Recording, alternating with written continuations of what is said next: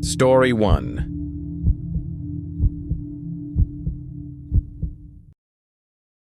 I used to think ghosts were just stories, but that changed the night I saw her in the window of the house next door, even though she'd been missing for months.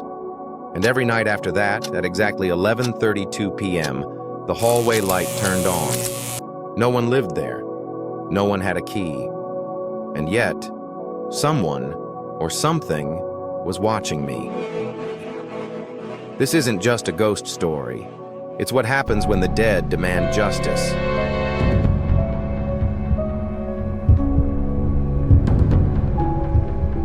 My name is Lucas Monroe. I'm a husband, a father, and up until last fall, a pretty rational guy. But when the house next door came alive, and when she returned, my understanding of reality unraveled. Let me tell you what really happened. It all started the week we moved to Fairgrove, Oregon, for the peace, the quiet, pine-covered hills, friendly neighbors, everything our hectic LA lives weren't. Our house sat at the bend of a U-shaped street, the kind where people decorate their mailboxes and leave casseroles on porches. Number 18 was right next to us. Identical floor plan, same beige paint. The only difference was who lived there, Chris and Maya Lynn. Chris was stiff but polite.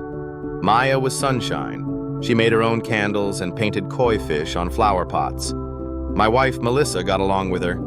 I did too. Until one day, Maya disappeared. Chris told everyone she'd gotten a job overseas. Taiwan. Tech opportunity of a lifetime. No party, no goodbye, no moving truck. Just gone. A month later, Chris left too. He didn't say where. The house sat empty. The first time it happened, I was on our upstairs balcony. Fall had rolled in heavy, bringing mist and silence. At 11:32 p.m., a light blinked on in the upstairs hallway of number 18. It startled me. I stared. 2 minutes later, it went out. I told myself it was a timer. The next night, same thing, same time, same light, then off. Night 3, I stayed up with my phone camera ready. That's when I saw her. A woman, standing motionless in the upstairs window. Long black hair, thin, pale, eyes locked on my house. She didn't blink. I blinked, and she was gone. "You're working too much," Melissa said. She wasn't wrong. I had deadlines, clients calling, but this wasn't work stress. "It was Maya," I told her. Melissa frowned. "Lucas, she's in Taiwan. You said that yourself." "Chris said that. We don't actually know." She shook her head, poured her coffee, and kissed my cheek. "No more late-night horror YouTube before bed, okay? 11:32 p.m. Light on. 11:35 p.m. Light off. Every single night. Sometimes I'd see the curtains shift. Once I thought I saw a hand. I set up a camera in the guest bedroom window. Nothing showed for days. Then one night I caught it. A figure, one frame, white dress, face blurry, then gone. I didn't sleep that night. It started with the thermostat, dropping, even when turned off, then scratching, faint at first, behind the drywall, near the staircase, then louder. One night I put my ear to the wall. I heard breathing. My office PC booted by itself at 2:14 a.m. Red screen, black letters typed slowly, as if by invisible hands. "Help me." I unplugged everything. I didn't tell Melissa. How could I? The dream was different from others. I wasn't just watching. I was inside the house. Number 18. I walked down the hallway. My hands felt numb. Maya stood at the end. Her face was calm, blood on her blouse, hair over one eye. "Lucas," she said. "He lied. I'm not gone." She pointed to the floor. Then I woke up. I broke in. I know how that sounds, but I had to know. I knew the side window on the porch was always a little loose. I waited until 3 a.m. Gloves, hoodie, slipped in silently. The house was frozen. Air stale like a crypt. Floors creaked like screams held back too long. Upstairs, the hallway smelled of incense. Maya's room was immaculate. Bed made. Candles placed with precision. Inside the closet, a box. Inside the box, a scarf with dark stains, a cracked iPhone, and a wedding ring. Nate was an old friend, now a sheriff's deputy. I showed him the phone, the ring. I didn't mention the dream. He promised to look into it. We went back that afternoon. Broad daylight. The box was gone. "Lucas," he said slowly, "are you feeling okay lately?" I wanted to punch him, but instead I said, "I'm fine.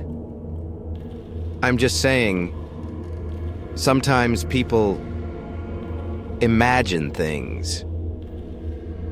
This isn't in my head." He nodded. "Okay. But stop breaking into houses." That night, I heard it. Gravel crunching. I peeked through the blinds.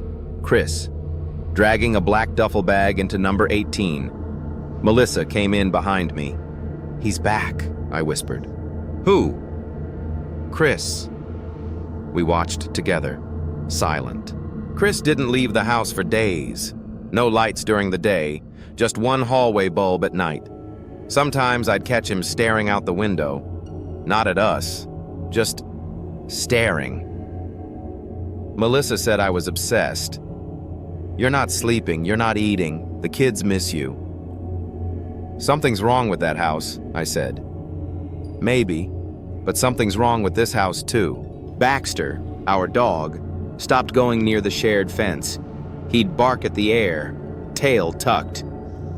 One night I heard something through the central air system. "Lucas." It was a whisper. Maya's voice. I know it was. "They never found me." I couldn't sleep. Maya's voice echoed in my head. "They never found me." At 4 a.m., I grabbed a flashlight and crept into our backyard. The air was damp, heavy with autumn rot. I walked to the edge of our property where our fence met the back of number 18. There was a shed, always locked, always ignored. Except now, the door was slightly ajar. I stepped inside. It smelled like mildew and rust, and something else. Sweet, but wrong. In the back corner, a hatch. I opened it. A narrow crawl space beneath the concrete, dug by hand. Fresh dirt. Scrape marks. Something had been buried here, or unburied. I backed out of the shed, heart racing. As I stepped outside, I heard it. A click behind me. The door had shut. Not slammed. Shut. I ran back home. The next morning, I showed Melissa the ring again, the one I'd found in Maya's room. She gasped. "That's Maya's. She never took it off. I saw it at the barbecue." "So she didn't leave it behind?" "No. That means she didn't leave." Dinner that night was quiet. The kids talked about school. Melissa forced a smile. I sat in silence, eyes fixed on the dark window facing number 18. Then, a knock. 3 slow knocks. We all froze. Melissa stood first. I followed. At the front door, no one. But on the doormat, the same ring. I had locked it in my drawer. I called Nate again. "You need to see this." He came over the next morning. I showed him the shed, the crawl space. He radioed dispatch. By evening, they had a team digging. At 9:14 p.m., they hit something. Fabric, a woman's dress, torn, buried with bones. Nate turned to me, face pale. "It's her." "Maya." He nodded. And behind him, across the street, I swear I saw a silhouette in our bedroom window, watching. It wasn't Melissa. Chris was arrested that night. Nate called it in. Officers knocked on the door of number 18 at 10:03 p.m. Chris didn't run. He didn't even flinch. When they cuffed him, he looked past them, straight at me. No anger, no fear, just a slow, twisted smile. "You think it's over?" he said. And then he was gone. After Chris was taken away, I thought we'd feel relief. Closure. But it didn't come. That night, our house dropped to 55 degrees. The thermostat was set to 70. Baxter wouldn't stop barking at the hallway. And just before dawn, I found muddy footprints leading from the front door to the foot of our bed. The next dream was clearer than any before. Maya stood in our kitchen, surrounded by mist. "He didn't act alone," she said. "There's more. Look beneath." She turned, and as she walked away, the floor beneath her cracked like old bones. When I woke up, the faucet in the kitchen sink was running.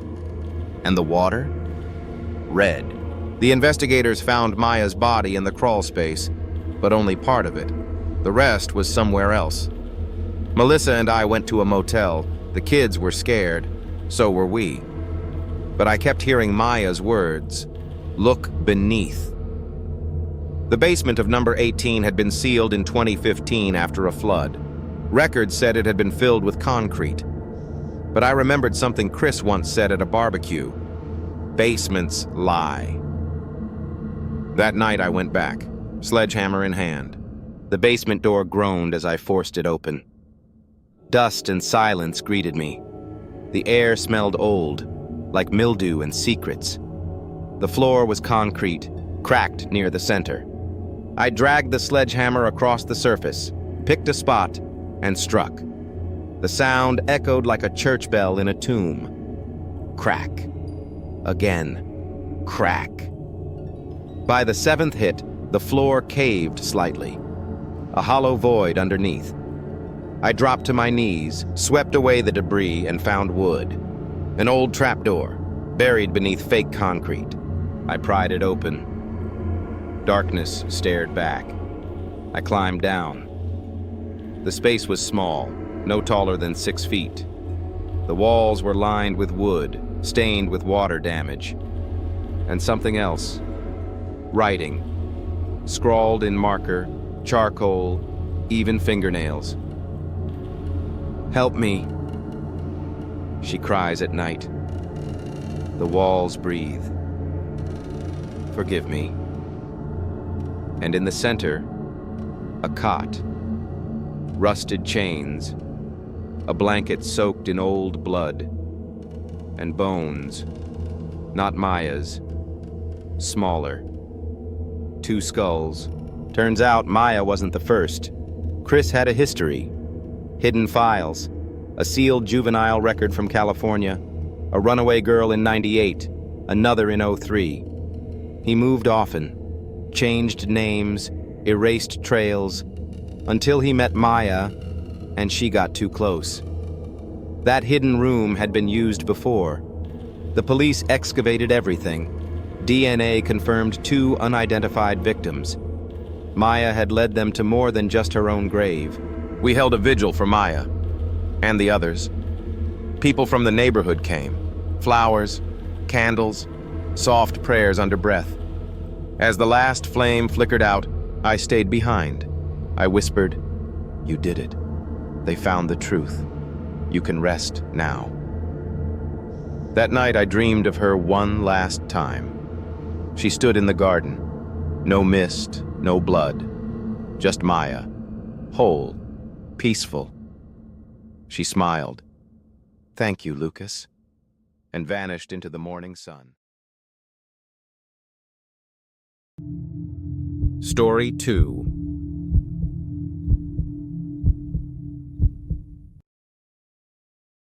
Every morning, Mr. Palmer stands by that rotting wooden fence, waving at me with that same toothy grin, his flannel shirt's always tucked in, his coffee mug steaming in the crisp air. But yesterday, his hand was streaked with blood. Not a lot.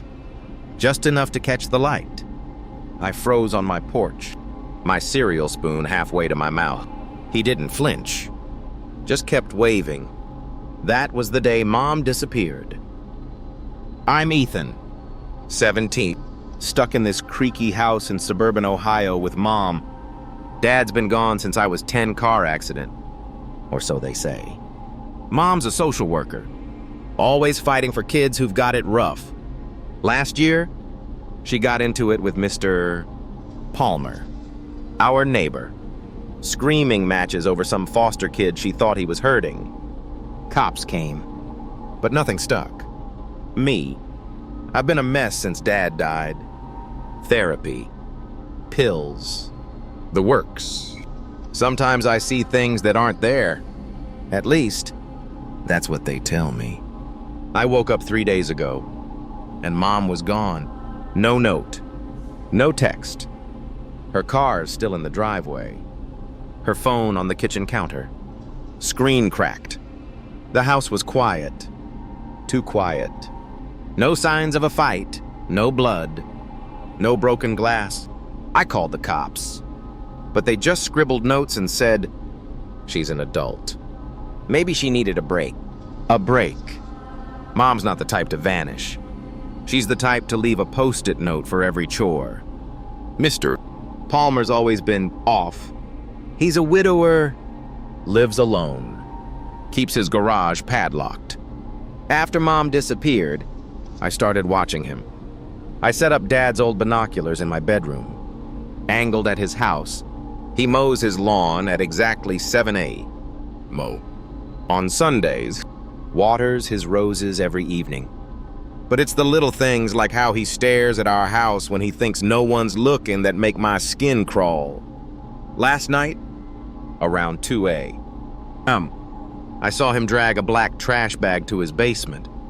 It was heavy, sagging in the middle.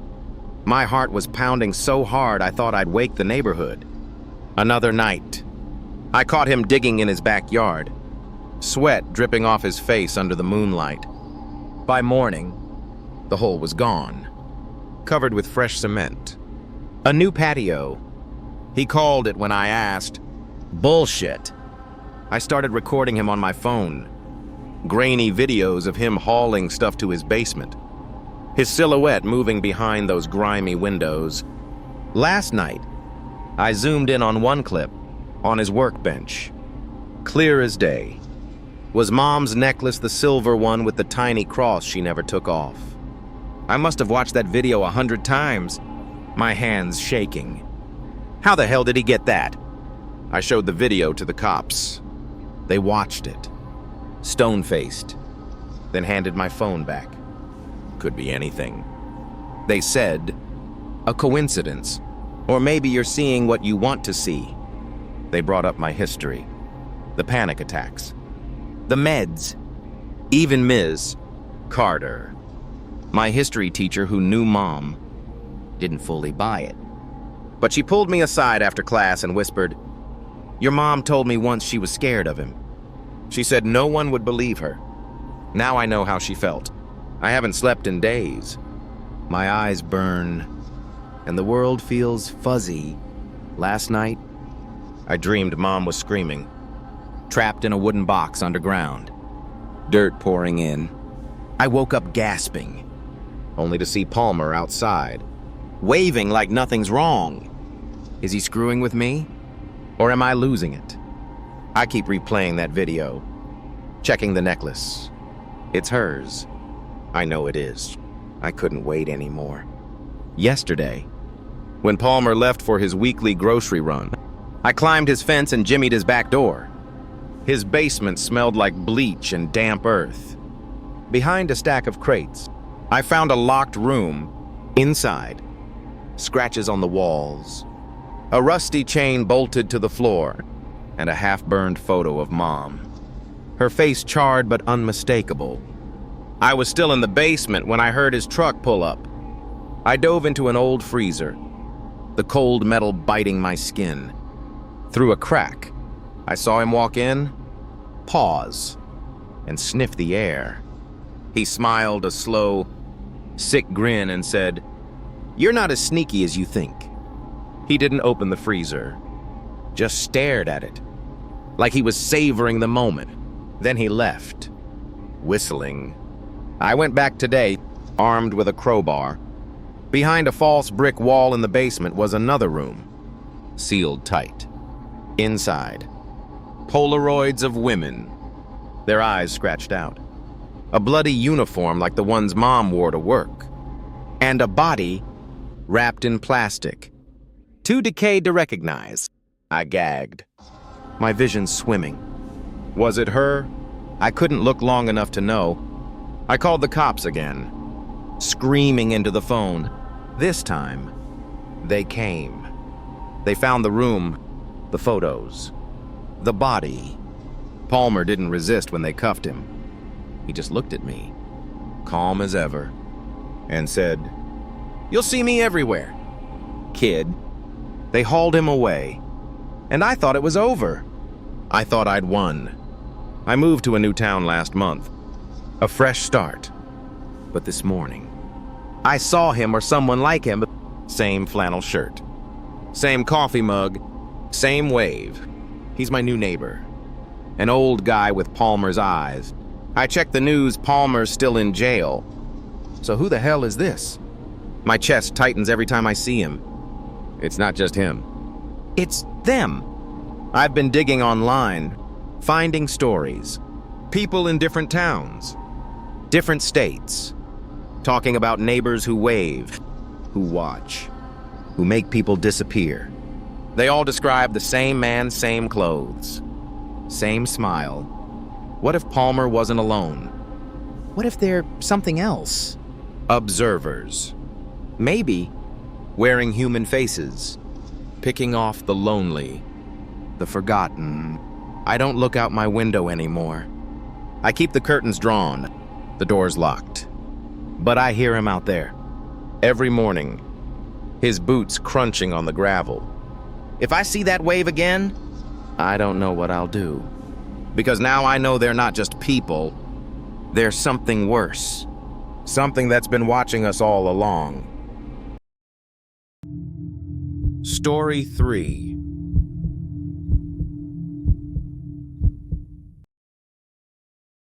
The first letter arrived on a Tuesday morning.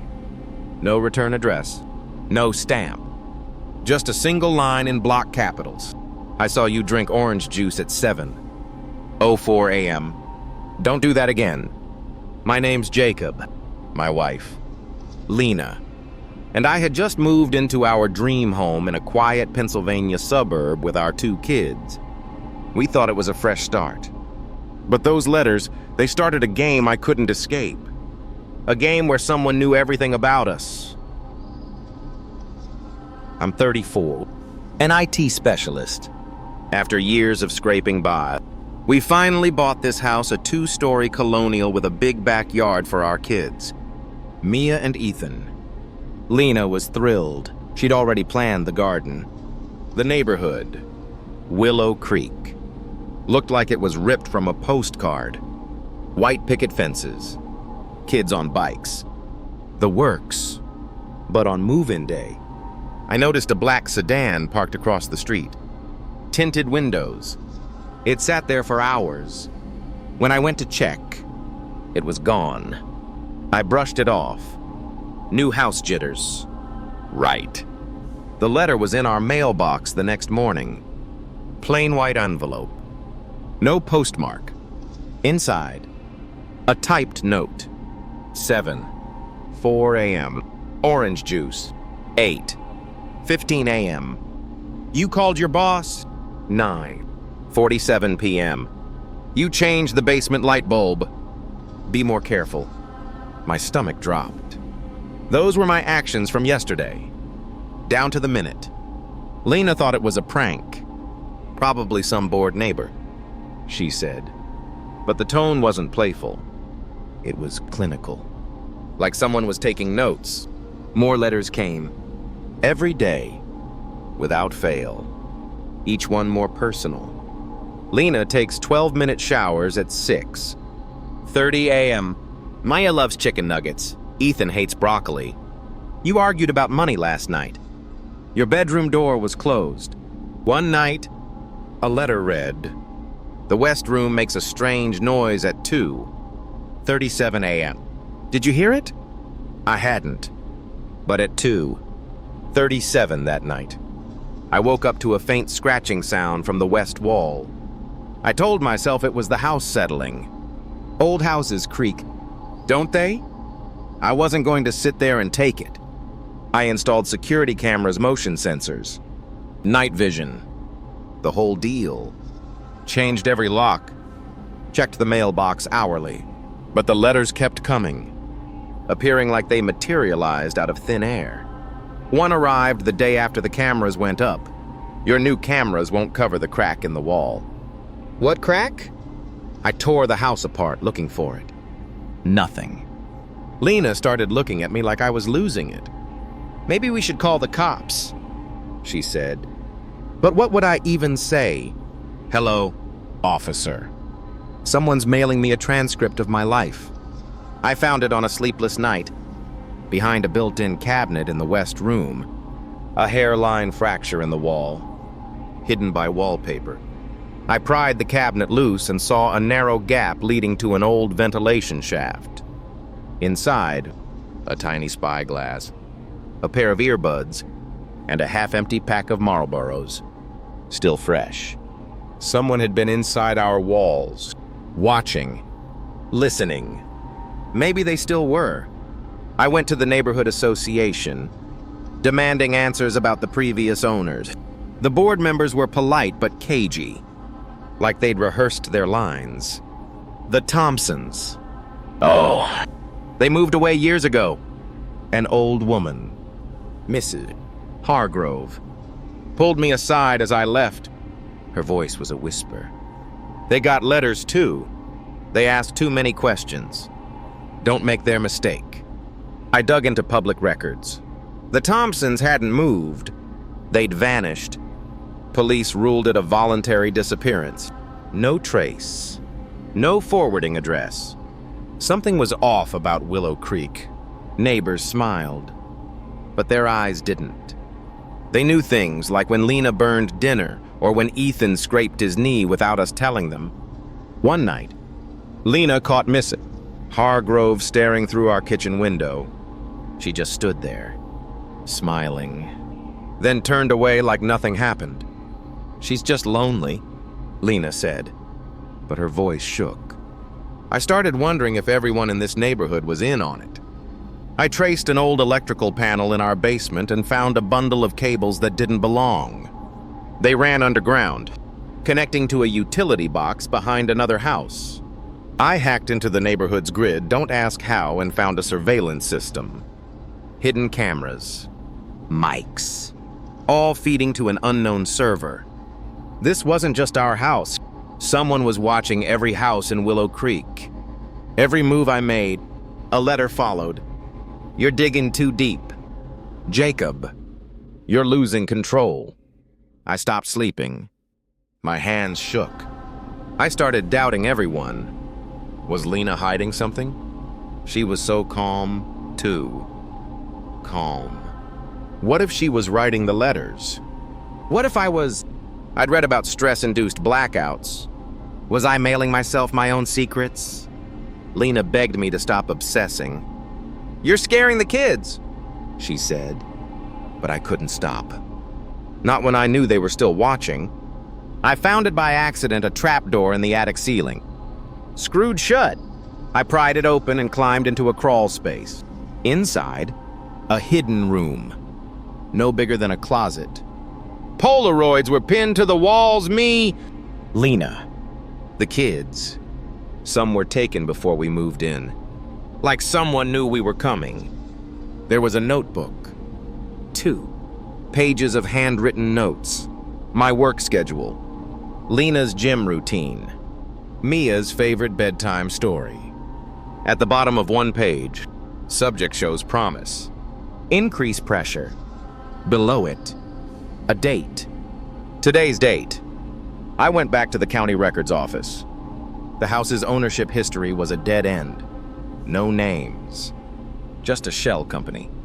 I tracked down a neighbor who'd complained about being watched years ago. He died in a psych ward.